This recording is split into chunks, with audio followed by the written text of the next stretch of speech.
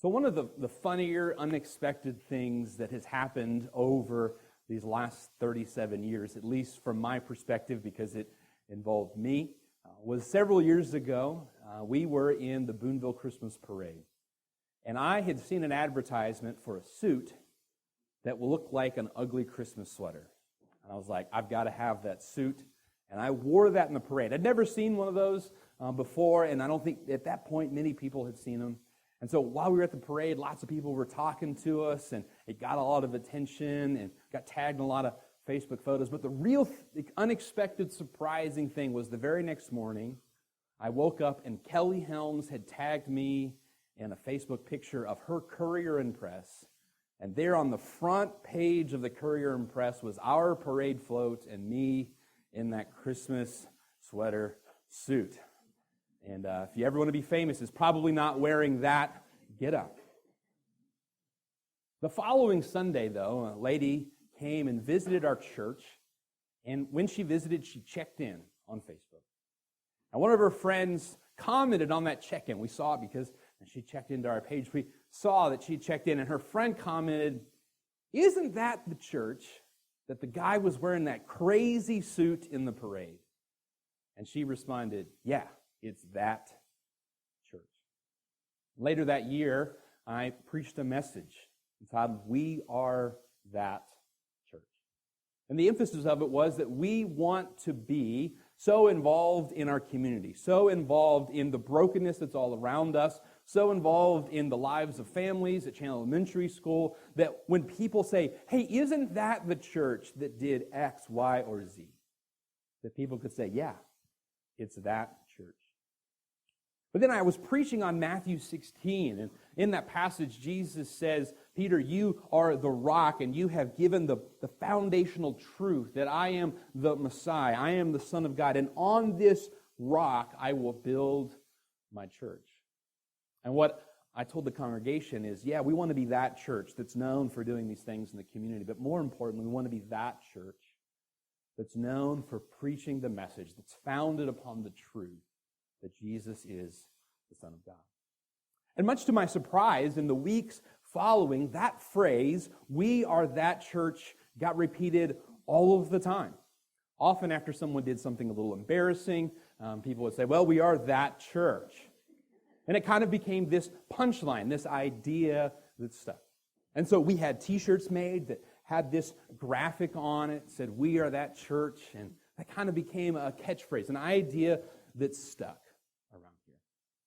A couple of years later, on Anniversary Sunday in 2017, I showed a picture of the original core group, the group of people that founded New Life Free Will Baptist Church in Newburgh, and then eventually merged with Faith Temple Baptist here in Chandler that formed Faith Free Will. And I talked about the steps that they had taken, the sacrifices they had made, the way that they had been generous, and how that established the church, not the building, but the gathering of people that you and I get to be a part of today. And after going over those aspects of their character that I also saw in the disciples, I said, I want to invite you to be in the new core group, to follow the example of the original core group and build the church that our friends and neighbors will join and that our children will lead. And in the weeks that followed, I heard that phrase, the new core group. People repeating it. That idea had stuck. That analogy was one that people had grabbed a hold of. And it's fitting that I mention these because it's Anniversary Sunday and they're a part of our culture and our history. But it's also fitting because Jesus used a similar idea or analogy or phrase in this passage of Scripture with the disciples. He's giving them his farewell speech. He's saying goodbye. He's about to be arrested in the coming hours. He'll be tried in a mock trial. He'll be executed. He'll die. Then he'll rise again. But Jesus is having his final moments before all of that happens. And Jesus gives them hope or encouragement by using this phrase or analogy that pops up again and again in Scripture. The picture that Jesus paints here, we see in prophets like Jeremiah and Isaiah and Micah. And so let's look at that together. Start in verse 20 with me. "Verily, verily, I say unto you, You shall weep and lament. It's not good news. And the world shall rejoice. So while you're crying, the world is partying. You shall be sorrowful, but your sorrow shall be turned into joy. And Jesus has been talking to the disciples about this for some time. He's talking about how life is going to be difficult, that it's going to be hard, that as they start the church, they're going to face opposition and persecution. All of these men that he's talking to, with the exception of John, would be killed for their stand in the faith. John, the lone survivor, would be exiled to an island. And there he would write some of the letters in the book of Revelation that we're studying on Wednesday night. But Jesus is saying, listen, I know that there's bad news, but you can have joy in the face of this bad news. He says, let me give you an example. Look at verse 21. A woman, when she is in travail or labor, hath sorrow, because her hour is come. But as soon as she is delivered of the child, she remembereth no more the anguish for joy that a man is born into the world. And you, therefore, now have sorrow, but I will see you again, and your heart shall rejoice, and your joy no man shall take from you. This is an exciting year because, as in previous years, it's another year where we get to have a little bit of a baby boom here in our church. We've had one baby born recently, two that we're expecting in the end of this year. And when we heard the news about each of those children that were expected, we were excited. When people announced, I'm having a baby, we didn't go, oh, I'm so sorry. That's going to be really hard.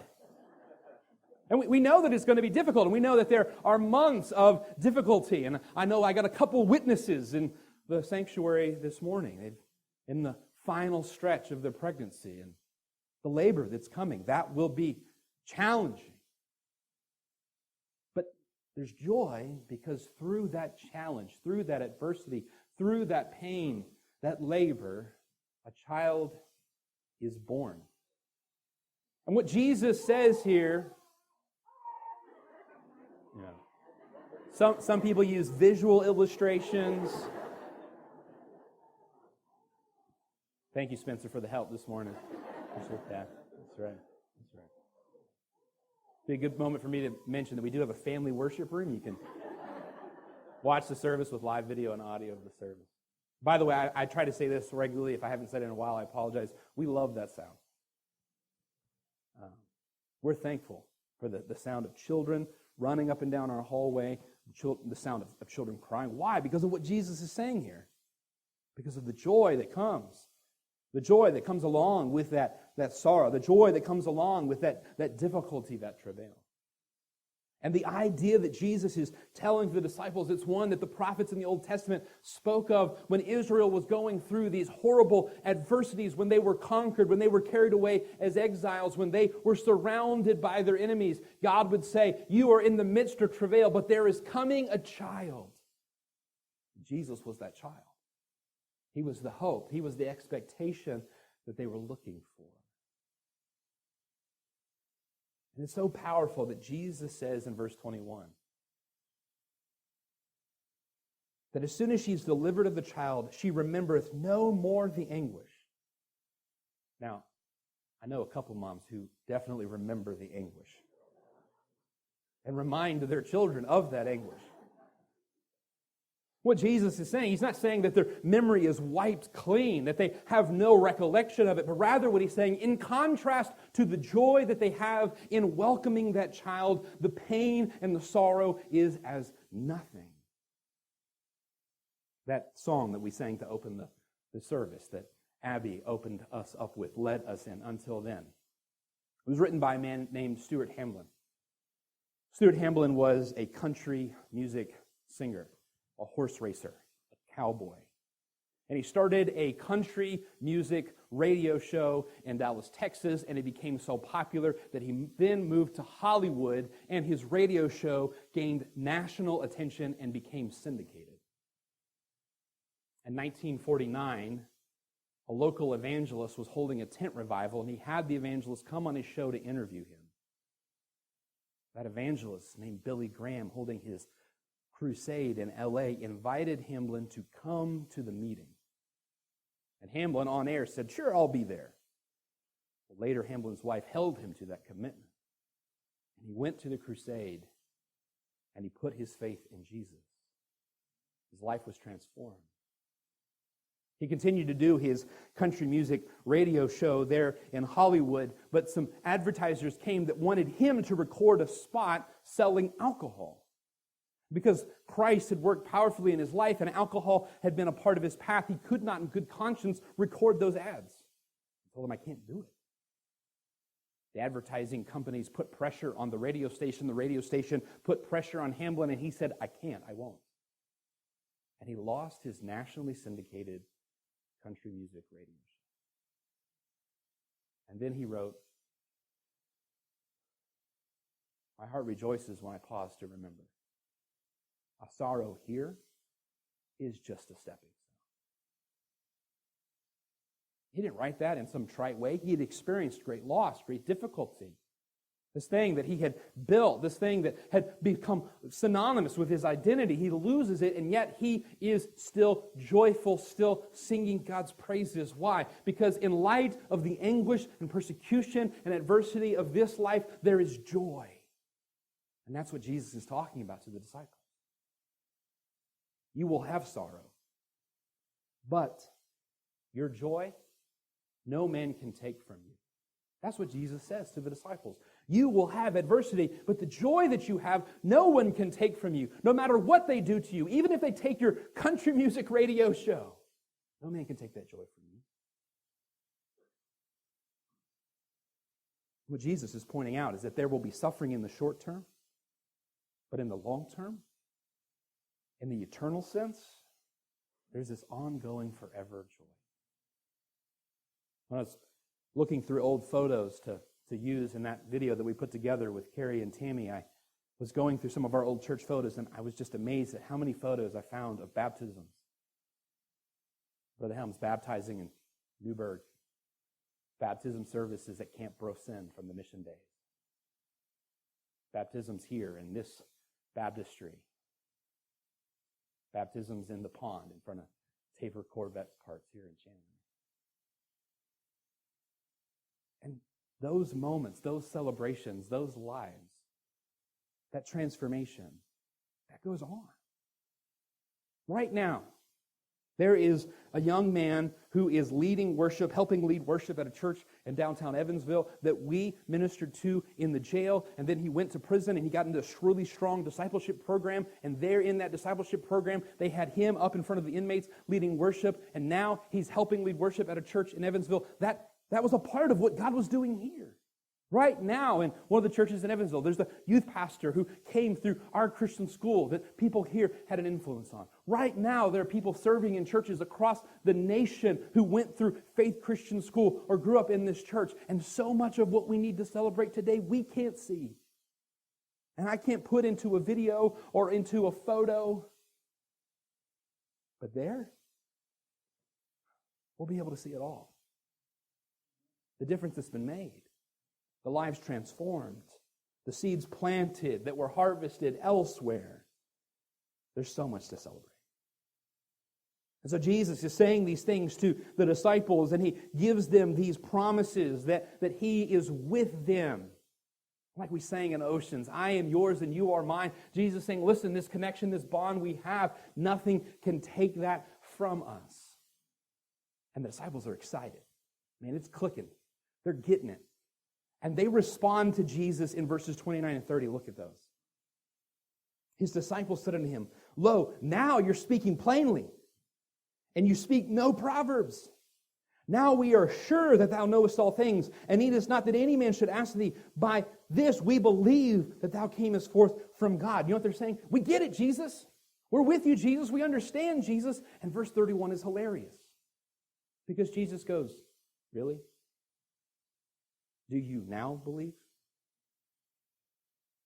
These guys have been with Jesus for 3.5 years. He's been telling them these things, and suddenly they're like, yeah, we believe, Jesus. We get it. Jesus said, don't be so sure. What does he say in verse 32?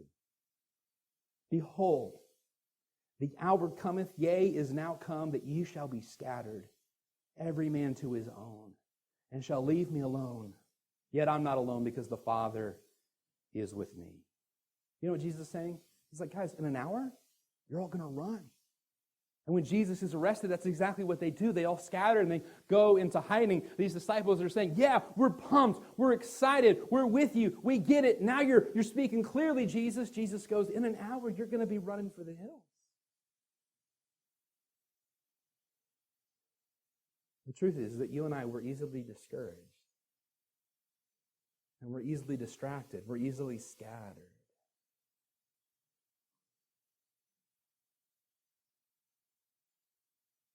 Verse 32, Jesus says that. Verse 33, these things I've spoken unto you that you might have peace.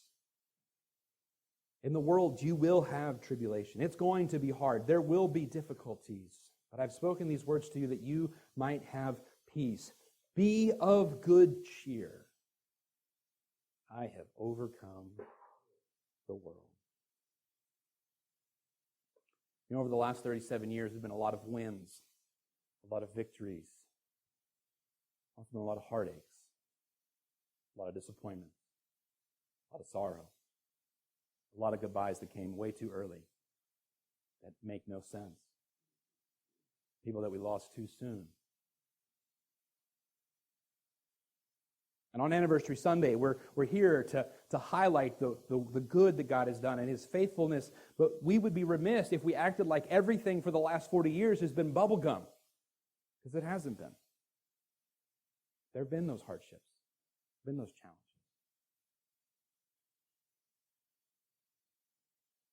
But the peace that Jesus offers us is not just a peace for good times. It's a peace that's strong enough for the worst of times. And that's the reason that Jesus says, you will be scattered, but I have said these things to you that you might have peace and be of good cheer. How is that possible? How can we possibly be of good cheer in the midst of everything that is going on? How can we have joy when there are so many challenges that face us in this day and age? How can we have joy when it seems like all around us it is more difficult to engage our culture with the gospel? How can we have joy when it seems like it's harder and harder and harder? How can we have joy? Because Jesus has overcome the world. And do you notice the tense that Jesus speaks in? It is not the present tense. Jesus does not say, I am overcoming the world. Jesus does not say, I'm going to overcome the world. Jesus says, I have overcome the world. You know what Jesus is saying? Be of good cheer. We've already won. The victory has been won. And while the skirmishes here in life and on earth, while the adversities might come and go, while there's hills and valleys, peaks and mountaintops and the depths of valleys, while all of that comes and goes, the victory's already been won. I have overcome the world. And he gave us a kind of a foreshadowing of this in verse 11 where he says the prince of this world is now judged. Because by Jesus going to the cross, He takes the only weapon that Satan has, our accusation. And by taking the punishment for our sins, there is no longer any power in the accusation of Satan. There's no charges that he can level against us when we are covered in God's grace. It doesn't matter what this world does to us. It doesn't matter what this world says about us. It doesn't matter what we face or what we go through. When we are covered in His grace, Satan has no weapon to form against us because he has taken away his accusation. The prince of this world has been judged, and he has overcome the world. And the word that Jesus uses for overcome is the same word that you would use if you conquered a city or you conquered a nation in war. It means victory. It means conquering. It means victory in Jesus. That's what it means. You know what this is like? What we're doing? You ever watch a football game and one team's just getting blown out of the water? At the very end, when the clock runs out, one team scores a touchdown. It doesn't matter which one. It could be the team that's ahead or the team that's down, but it doesn't really matter that they scored a touchdown because the score is so lopsided. And even though the clock ran out before that touchdown was scored, the game isn't over. Because whenever a touchdown is scored, there has to be a try for an extra point. And there have been many moments where somebody's just getting blown out of the water and they've got to go back. Even though the clock is at 000, they've got to go back on the field for one final play. And the kicker is going to kick a field goal. You know what? It doesn't really matter if he kicks it or not. His team's won. But he's going to try, isn't he? He's going to do his best. Jesus says, I have won. And you and I, we're on the field, and we've got a job to do. We've got a calling to fulfill. But he's already won the game. He's already conquered the evil one. He's taken away his only weapon against us. There's a really good story that John tells us early on that we covered in John chapter 4.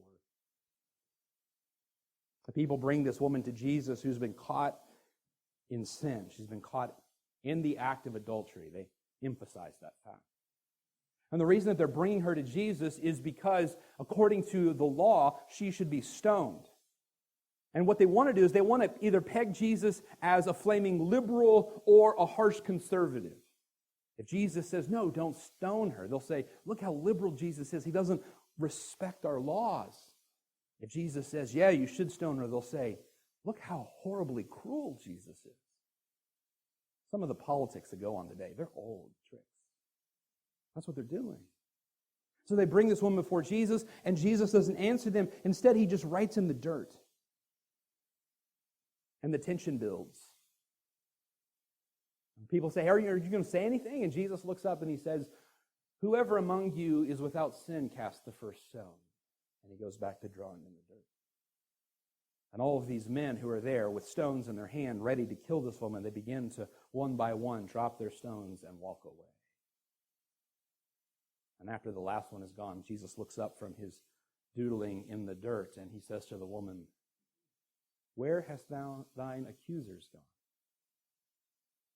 She says, there's none left, Lord. When Jesus died on the cross, he took the power of accusation away. And there's none left to accuse us. There's no one that can throw a stone at us.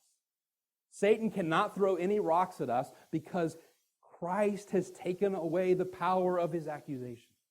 He has turned the judgment on Satan. Now is the prince of this world judged. I have overcome the world. The victory has been won. The war is over. Be of good cheer. You will have tribulation. There will be difficulties. But the war is already won. Game over. We win. I don't know what the next 37 years will hold. But I know that Jesus has won. He has the victory. And when we are covered in his grace, no one can throw a stone at us, as much as they'd like to. Would you bow your heads with me?